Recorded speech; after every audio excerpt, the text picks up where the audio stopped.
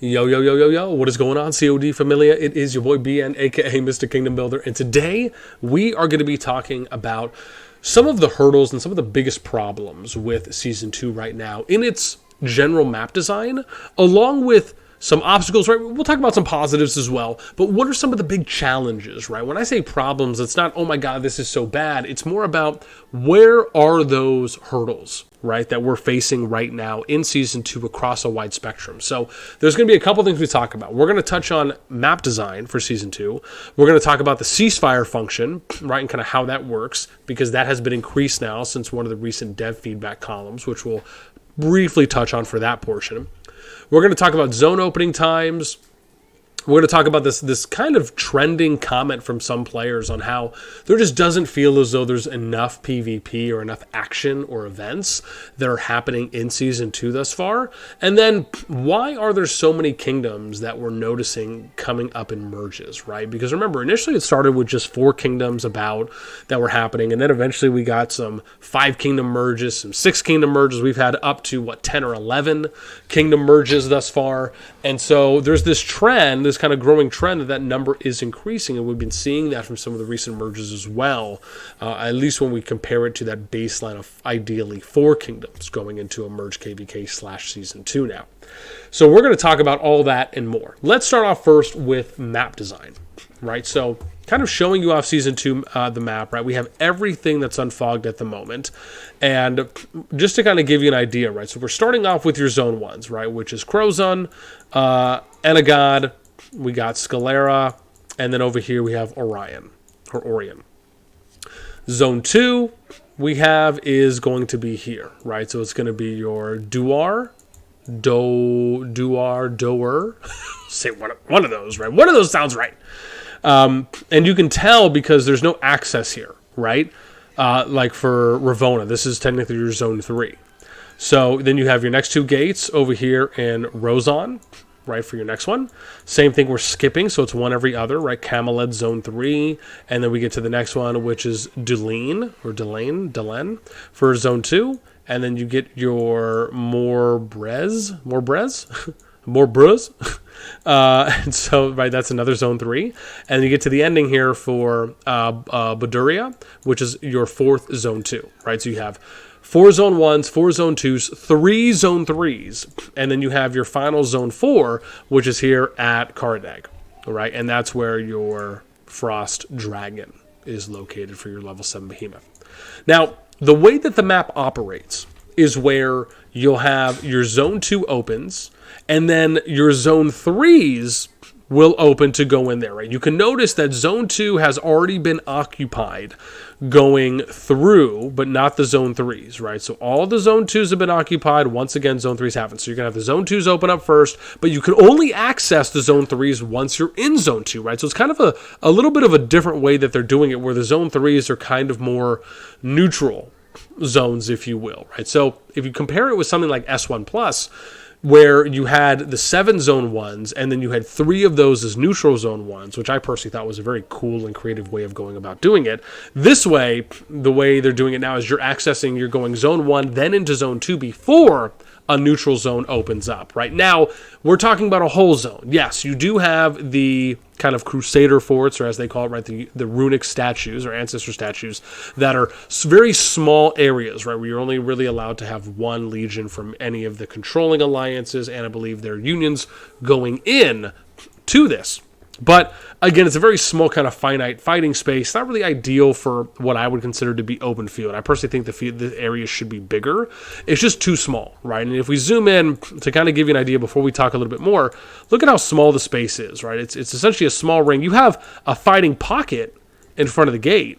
Same thing over here. But this is, in my opinion, just a little bit too thin. I'm okay with the circle type design. I would just like for it to be a little bit bigger, and for the width here to maybe be about 3 or 4 times the size. I just don't think it's wide enough. And then by the time you actually get in to the battlefield, I mean, look at how small this is, right? You're basically, what's funny, and I want to point this out, the design of this runic ancestor area almost goes against, it's a contradiction to the entirety of what Call of Dragons has been promoting itself as, which is more of an open field game compared to it being more rally-centric that you see when you look at a game like Rise of Kingdoms, right? Now, yes, of course, there is open field there, but the open field in Call of Dragons, in my opinion, and in many others, is more it's more, I don't want to say important, but it's more quality around because of the fact that you have ranged PvP, true ranged PvP, and other factors that will go into it, right? Such as artifact skill usage. These are things that almost require for there to be more space, if you will.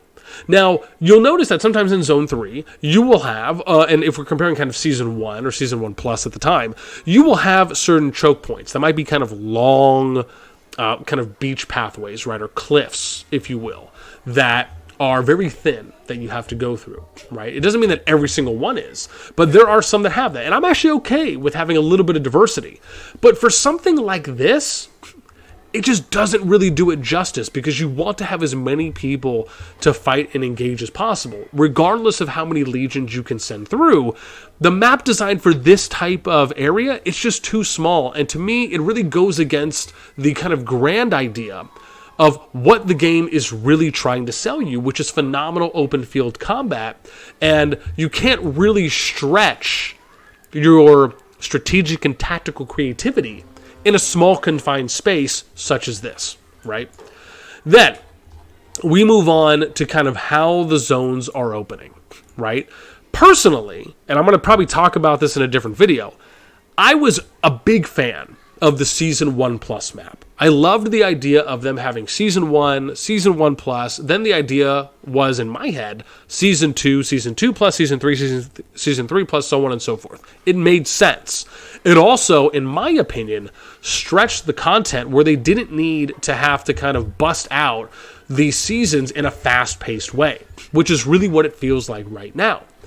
Regardless if that's how they feel, that's how it looks visually from a community standpoint, because if you do not already have Season 2 ready by the time you're removing Season 1 Plus, then it almost looks as you're scrounging. You're really trying to get things out and crank them out fast because you don't have kind of enough. Instead, if they would have kept Season 1 Plus in, it makes a lot more sense now because you're getting a varied, a small, different map. The same one for Season 1, but the landscape is changing. That's what we're trying to go with. So the landscape slightly changes, but you feel like you're getting something new, which is exactly what S1 Plus felt like.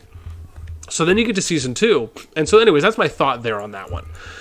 When we talk about the kind of the tiered leveling, or opening, we should say, from starting off in Zone 1 to then going to Zone 2 to Zone 3, right? The idea really is you're not really going to get a lot of action until Zone 3 and then Zone 4. Right now, I'm not necessarily opposed to that, but the idea of having this kind of neutral zone that you could fight as you go into each zone is really appealing. And I thought Season 1 Plus was a great foundational starting point to build from. Right, where, for example, the way I really view Season 2 is that they needed to have a Zone 1 neutral area, right? A couple neutral Zone 1 pockets, similar to S1 Plus, that you could fight in. And then, when Zone 2 opens, you have some Zone 2 neutral pockets that you can fight in, right? And then the same thing, right? You go into Zone 3, right? And then maybe Zone 3 is like an all-out fight, right? And it's for hard control, you could say. I would be okay with that. But I would have loved if they had some more neutral Zone 1 pockets, because the runic thing just isn't doing enough, right? It's a nice kind of side game. I view it as more of a mini game. It's something on the side that you can do, but it shouldn't be the main focal point for early fighting. This is where Season 1 Plus did such a fantastic job of this. So, for me, if I'm looking at how to kind of improve the Season 2 map, that's what I would do. I would create kind of a big pocket here, and then this, I would almost put it like here, right? Kind of an area that's right here that you can access, something small that's off to the side, where it's more of a fun side quest, right? You make it important because of maybe what you can win from it reward-wise, but you should always kind of have a neutral, open field, just general PvP area or zone that players can fight in. Right? So, and again, it doesn't have to be as big. Bear in mind, it does not have to be as big as what the Season 1 Plus neutral Zone 1s were. But there should be something there. And then I would move these off to the side. That way you get the best of both worlds. Right? And then you can do something similar. right? So you go into zone 2, and then you have some type of like neutral area here, right? And then you have like where this runic is, you can put it here on the opposite side. And then you could still open zone 3 in the same exact way, right? And then you're opening your zone 4. So this way, you're still getting that early and mid-game PvP action, but then you're also allowing for that late-game PvP action, right, by the time Zone 3 opens and eventually once Zone 4 opens. Now, let's talk about briefly the ceasefire portion, because this kind of factors into starting zones, and I'm going to kind of touch on both of these. I've said this before. This idea of having a ceasefire in the early game is a Band-Aid solution, right? It's a short-term solution. Again, you have to understand where the player psychology is factoring in for why players trend in certain ways for actions and thought process. This comes from having an understanding on why players do what they do and why they want what they want, right? That kind of want versus need, and then where are we seeing the consistencies? So when you think about how a Zone 1 is populated in Season 2 and beyond, which happened in Season 1 Plus as well, you essentially are being able to choose whatever Zone 1 you want to go into. So let's go over here, and let's just start off on, kind of give you an overhead here, right? Oops, hang on. We need to click on, this one. We'll go here, and then we're going to look at the map, right? So when you're coming in to a new season, thus far, what has consistently been the case is you have 4 starting Zone 1 regions. This was the case in S1 Plus. This was the case even in the Beta Kingdoms when they did a reset on Season 1 before 1 Plus even came out. And the same thing for what we've seen in Season 2. Right? So across 3 iterations, we've seen consistency here, where when you start off in a new season, / and or new map, you have 4 starting Zone 1 regions. In this case, it's Crozon, Enagaz, Calera, and Orion. You can select which starting Zone 1 region you go into from where any of the players and alliances from any of the kingdoms that are going into that map can select anywhere they want to go. Now, there is a restriction, obviously, because if too many people go into a specific zone, starting Zone 1, it can fill up, and then you'll have to populate into another starting Zone 1 region. The idea is that they're trying, I imagine they're doing this because they wanted to try and spread out the dispersion. However, the challenge here is that you leave it open to arguably massacres that can happen and just overwhelming action of PvP in the early game. Because you could arguably have almost, if not, 2 full kingdoms going into 2 starting Zone 1 regions, right? Now, like I said, maybe all the active players could do that, or it would maybe be a bulk of them, right? Definitely a majority, even if it's 51% or more, to where you could have early Zone 1 fights that are happening. Now, yes, some of you might say, well, boss, you can easily just resurge out. You're right. You could resurge out. But players are not going to be as susceptible to choosing an option that is going to basically send 80% of their troops to the hospital. It's just not, or sorry, 50%, excuse me, right? Sending 50% of it. I think I have that right? Have we resurged lately? Let's see. I have to make sure, right? What is it? 50? Is it 80? Am I? Yeah, okay, good. I was right on the first one. See? I was right. Boss, you're right on the first one. So, right, 80%, it's 50% of the prestige that you get refunded back if you're resetting policies. But you got 80% of your troops are immediately going to the hospital. That's a big ask out of anyone. Now, it's a lot easier to ask that of someone who's a high mid-spender because they'll be able to recover their troops a lot faster than someone who's a free-to-play or light spend. It's a lot harder of an ask for that group versus the other group. So, and you can still make the argument, yeah, sure, if you do it early enough in the game, you're not really too invested in policies at that point, but who knows, right? Who's to say that players aren't, maxing out, that aren't trying to max out their policies, right, immediately going into expedition, trying to max out their expedition, and then they're gemming their policies because they're already close to max level on expeditions, or they're really high up, right? That's still a lot to ask of that if you're not someone who's already kind of inherently spending. So it makes it difficult where not everyone may be able to resurge. And bear in mind, if you're not able to resurge, you're stuck there, right? Which means you either have to shield, or you have to constantly try and move yourself, or you have to wait for your base to get attacked enough to where you're forced TP'd out to another area, and then you have to be lucky enough to move, right? And lucky enough to hopefully get TP'd somewhere else that might be out of the action, right? You're kind of in a prison at that point where you can just constantly be berated with constant attacks all the time. And that's just not something that the average person really wants to put themselves in that position. So this is why when we talk about this idea of a ceasefire, it is really more of a band-aid, because there's nothing stopping alliances and kingdoms from having all-out wars in Zone 1.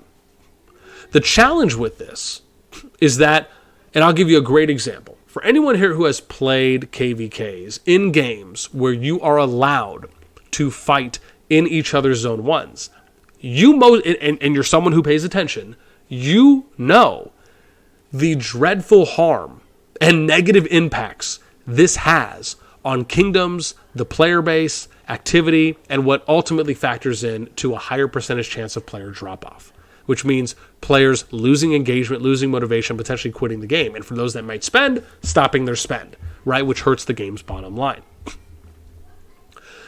And again, bearing in mind, because you have to understand from a player psychology standpoint, the idea of being able to have that option, right? That's what it really comes down to. It's an option and it's really a player choice. It's an option and a choice. The player being able to choose when they can engage, and then do they want to engage? That's really what you're trying to create. Because if you have this type of, and I'll probably expand on this in a future video, but the idea being is that if you allow for, let's say, 90% of a season for players and alliances to have kind of a safe zone or a safe starting zone, but then they're able to still go out and fight to their heart's content, they're more inclined, they're more likely to go out and fight, because they have the choice to go out while they also have the choice to kind of retreat back to kind of a safe starting zone. Compared to if you're immediately putting them in a situation where they have to fight, it can rub them the wrong way, right? There's a higher percentage chance of that happening if fighting occurs in their Zone 1, right? If they're fortunate enough for there to be no fighting that happens in their Zone 1, right, then they're kind of not jaded at that point, right, because they haven't had that happen yet. But this is something I can tell you I've seen happen countless numbers of times in games that allow for just kind of all-out fighting in Zone 1, is that the KVK is over before it even begins. And nobody wants to play a KVK that they feel is kind of already predetermined. It's just, it's again, for the people that are paying attention. So the idea being is, how do you solve this? Well, the way that you would solve this is you would create a situation where you have dedicated starting zones. One of the things that Rise of Kingdoms, I felt, did very well. Regardless if they understood this or not, or if it was just the way that the mechanics ended up playing out, it still met a long-term solution that worked out very well. Now, of course, there's some modifications there. I think one of the things that we talked about in Season 1 Plus with Call of the Dragons having their kind of neutral fighting or PvP zones, I think that's a great addition. I think it's a great way to kind of maneuver the map and design it in a way where you kind of get the best of both worlds throughout the beginning, middle, and end of a season. However, having dedicated starting zones for kingdoms is vastly important, because it allows you to have this sense of safety, a safety net for the players there. And while at the same time, players can still enjoy all the PvP they want from having the neutral zone ones like we've talked about and kind of our idea for an updated or improved version of the map, Season 2 map, we should say, while at the same time you're allowing for progression going into Zone 2, then Zone 3, and then Zone 4. You're still allowing for fighting to happen at all stages. The challenge really becomes once you start getting into, and this kind of leads into our opening times, right? Because opening times, usually the way I like to kind of see things go is you'd have like a Zone 2 open, you'd have a Zone 3 open, you'd have either Zone 3 is the final, or you have a final zone, like in this case, a Zone 4, and then you would have the adjacent zones that would open, right? So for example, if you're in Zone 4, you could then go from Zone 4 out to Zone 3, right, as an example. Then you could go from zone 3 to an adjacent zone 3, and then you could go from a zone 2, or then you could go from zone 3 into zone 2, and then maybe coincidentally from a zone 2 to an adjacent zone 2. All the way until at the very end, zone 1 opens, right? Maybe for the last week, as an example of a season, right? Give or take, week and a half, somewhere around that. And then, right, you could still do that. The challenge here, and what people have to understand, is that there's no home kingdoms to go back to, right? In Rock, you had a home kingdom you could go back to. That arguably was a form of your safety net, aside from having a dedicated kingdom starting zone region. Now, if they don't want to give you a dedicated starting zone 1 region in Rock or in CoD, then my recommendation is we'll add a home kingdom to go back to, right? Now, some of you might say, okay, well, this game is supposed to be a fighting game, right? They're doing things differently. First off, bear in mind, they've already been doing things differently, right? The game at face value, when you're just talking about overall quality of what it offers the players in the open field and just the PvP aspect, is already above what Rise of Kingdoms is offering, purely because of the fact that they have true ranged PvP. And they have active artifact skill usage. Along with being able to build on-field structures, the game is already uniquely positioned to be different, and in my opinion, above Rock and all the other kingdom builders out in the market right now, simply because of the fact that you have these features that were built from the ground up. It doesn't mean that other games are inferior to CoD. It's just that if you're really talking and you're looking at these things subjectively for what the PvP aspect is in the game, the quality there, it is above. And that's a great thing. We should be striving for that within our market of game genre. So now we get to this feeling, right, this idea of, right, well, some of the players feeling like there's not enough PvP, right? So that's kind of our fourth topic. We kind of already touched on this with the idea of, well, what could we change about the map that could encourage more PvP, right? But then you also have to look at it from the other side, which is that oftentimes, and this is for me is really the unfortunate part, because I often hear this from players that will just kind of say whatever they want to say, where it's, oh yeah, we want more PvP. Like, for example, people will say, well, why do we have ceasefires? Or why do we have semi-protected passes and we can't go into an opponent's zone 1, right? But if we're like, for example, like let's say the season's been going for a while, you have alliances from other kingdoms that have occupied the starting zone 2, right? Or not, sorry, the zone 2 area. And you have players and alliances that are just kind of chilling here in zone 1. But they're sending troops out into zone 2 to hit players that are farming, gathering, have open field marches. And you've had players that, on the opposite side, for the ones that have invaded the zone 2 and pushed those alliances and players back to the starting zone 1, say, well, that's unfair, that the players are able to kind of do these blitzkrieg or these hit and run tactics, right, some guerrilla warfare from the safety of their starting zone 1 region into zone 2, right? My response to that is why there has to be a level of understanding for the map design on how you should be opening up zone. Like, I like the idea of opening up zone 1, but you have to have some kind of, in my opinion, concessions there, right? You cannot open up zone 1 in the entire map, because you have to look at it like this. Players are stuck, right? That's the baseline we have to operate from. Every single player that is in Season 2 is stuck there. You have nowhere to go. There's no safety area. There's no home kingdom to go back to. You are basically, if you think about it, if you are an alliance that's at a disadvantage or you're getting pushed, you are cannon fodder for the attacking alliances. They want more PvP? Yeah, sure. Right? You could call it bullying. You could just say, hey, they want to go and drain you for your resources, right? Because you have to think about it. If you've been pushed back to your starting zone 1 region, you kind of already have lost the war. Right? So the people who are saying we want to go and attack you, which is the majority of people I've been hearing comments from, or I should say the types of comments I'm hearing, that's the majority of types of comments from the amount of people I've heard feedback from or have seen people post on the Discord or elsewhere, right? You're basically just wanting to kind of go, milk the cow dry at that point. And sure, it might be fun for you, but it's probably not fun for the people that are on the opposite side defending. Right? Or just taking the beating at that point. That's why you have to really think about, when you're thinking about map design and you're thinking about game design, right?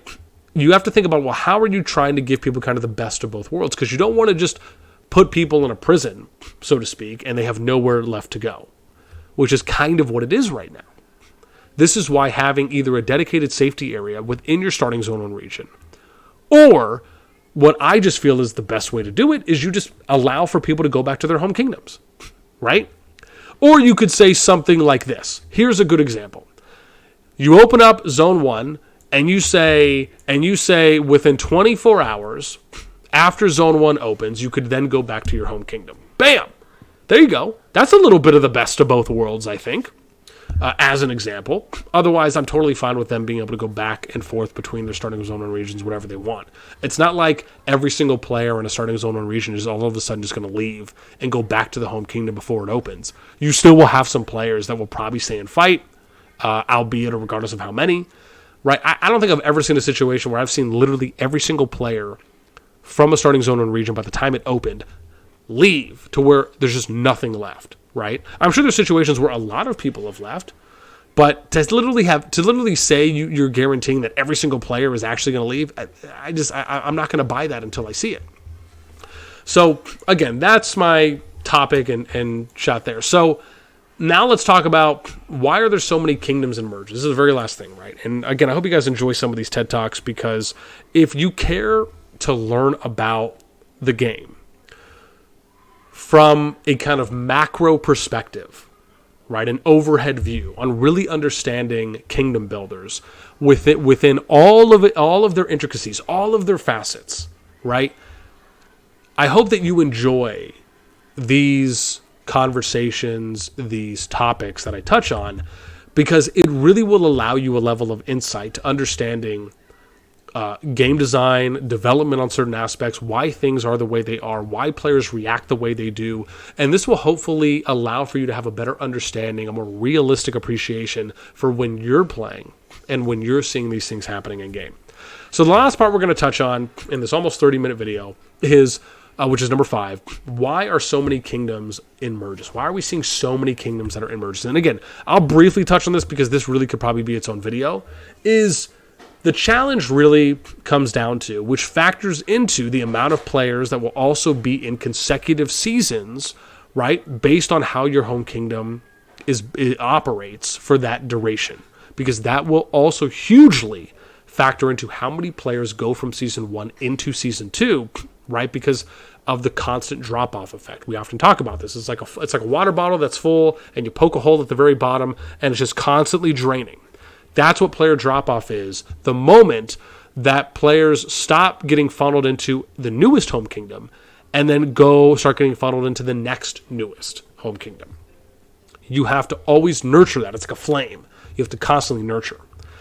And because of this, my view, simply put, is if we had a healthier level of kingdom population for new kingdoms, we would be seeing more generally active KVKs / future season merges, to the point of where we wouldn't need to have 5, 6, 7, 8 plus kingdoms going into a merged season. You could make a solid argument for having 4 kingdom merges for a very long time. Along with, if we promoted the game as more of a kingdom building aspect compared to an alliance building or alliance focusing aspect. The game really is hurting itself by when it comes to its player base and the amount of money that players are spending, right? The idea for any game is to have as many people playing it and as many people spending on it. But when you do things that kind of contradict the base instinct of a player base when they're in kingdoms, like bear in mind, kingdoms are not inherently going to where they end up in a season and it's just, we just want one alliance and we're just going to kill off everyone else. Like kingdoms and players who have played for a while, who understand the value of having as much activity in a kingdom as possible and as many alliances active as possible, only benefits everyone in that kingdom. On top of that, the more players that are active and the more players that stay playing for a longer period of time are more likely to spend and continue spending money on the game. Why would you want kingdoms to be 1 or 2 alliances, which is 150 to maybe 300 generally hyperactive players in a kingdom, when you could have over 1,000 hyperactive players in a kingdom, and you'd have 3 to 4 times the more likelihood of having that many more players spending money on the game? it just, to me, it's a no-brainer, right? It's basic logic. It's common sense. But this is something that oftentimes has to be explained, right? There has to be a level of education that comes with playing Kingdom Builders for what you may understand versus what you think is happening. So with that in mind, that's going to be it for me. I hope you guys enjoyed this video of me touching on what I think are some of the biggest challenges and hurdles in Season 2. What are some solutions that we could implement? And then on top of that, giving you hopefully a high-level understanding from also, and then also an understanding from the player psychology portion for why things are happening the way they are and why players may view things in a certain way. Now, to end everything, I'd love to know your thoughts. Right? Do you agree? Do you disagree? Do you have a different viewpoint? Touching on, again, commenting on anything we touched on in the video, let me know in the comments down below. That's going to do it for me. As always, until next time, I will catch you later.